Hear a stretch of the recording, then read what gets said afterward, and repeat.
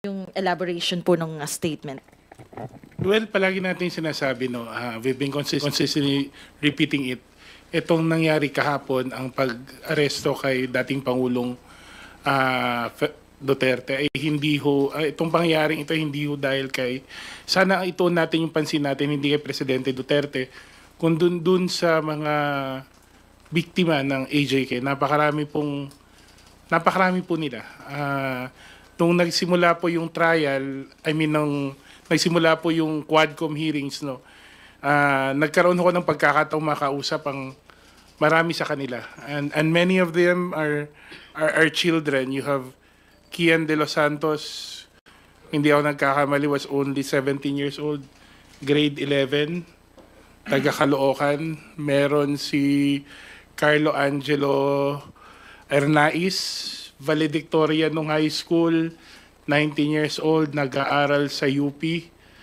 Ang ginawa sa kanya, nawala siya, bibili lang sana ng merienda, pero nakita after 10 days, if hindi ako nagkakamali, ang sabi ng pulis, dinakip siya dahil sinubukan niyang i-hold up yung isang taxi driver. Nandun si Reynaldo Colot de Guzman, 14 years old, taga Nueva Ecija. Nandun si Danica May Garcia, 5 years old, taga Dagupan. Nandun si Althea Barbon, 4 years old, taga Negros. Si Skylar Abatay, 4 years old, taga Cebu. Yung taga Cebu, nasa likod lang siya ng motor ng tatay niya. Si Maika Ulpina, 3 years old. 3 years old. Pinakabata sigurong AJK victims. I think habang nangyayari ho kahapon, habang iniisip natin, habang minomonitor natin yung nangyayari, alam mo, sa totoo lang, yun yung pabalik-balik sa isip ko, yung mga victims. Katulad niya nung sinabi nung isang nanay, isang victim, sabi niya, sinasabi nila na we surrender daw our sovereignty sa sa pagka-aresto ni former President Duterte dahil sa ICC warrant. Pero hindi ba mas nakakalungkot na kailangang isang korte sa labas ng bansa pa ang mag-utos para magkaroon ng hustisya yung mga AJK victim? Hindi ba nakakalungkot yon?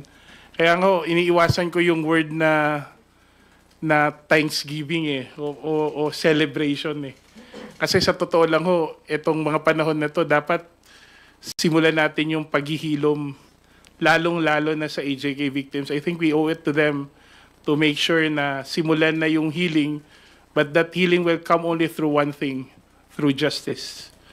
At itong ginagawa ho nating exercise, lalong-lalo na sa yung trial sa ICC ay kasama po doon sa paghilom, ang paghahanap po ng katarungan at pagbibigay pananagutan sa taong posible dumeno nagsimula at nag-utos ng mga pangyayaring ito. Saka siguro isipin din natin, saka alalahanin, dapat hindi makalimutan ng taong bayan itong mga biktima ng AJK, itong mga taong namatay ng walang rason, pinagbababansagan sila na collateral damage lang. This is a story of justice. Kwento po ito ng hustisya, itong mga nangyayari ngayon. But this story is not yet over. And ang kasiguraduhan lang po ay hindi po natutulog ang hustisya, saka hindi po natutulog ang Diyos. Okay. So, well, on that aspect, again, we have to remember that the effectivity of the withdrawal of the Philippine government under the Rome Statute took effect last March of 2019. But the case was filed prior to its withdrawal. In other words, the International Criminal Court has already acquired jurisdiction over it. The investigation has already started. And the issuance of the warrant is legal and valid pursuant to the international rules.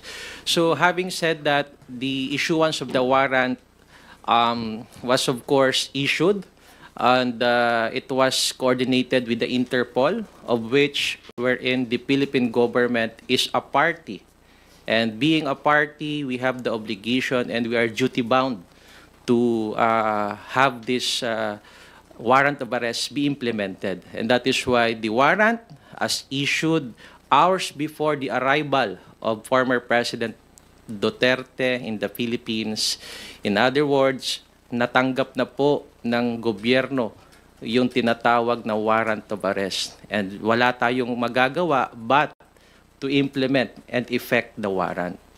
So yung sinasabi naman na illegal arrest or in detention, I would like to inform Attorney Panelo of the provisions under the Rules of Court which states that, basahin natin. Sinasabi is that when making an arrest by virtue of a warrant, the arresting officer must inform the person to be arrested of the cause of the arrest and the fact that a warrant has been issued. Ibig sabihin, the officer is not required to have the warrant in their possession at the time of the arrest.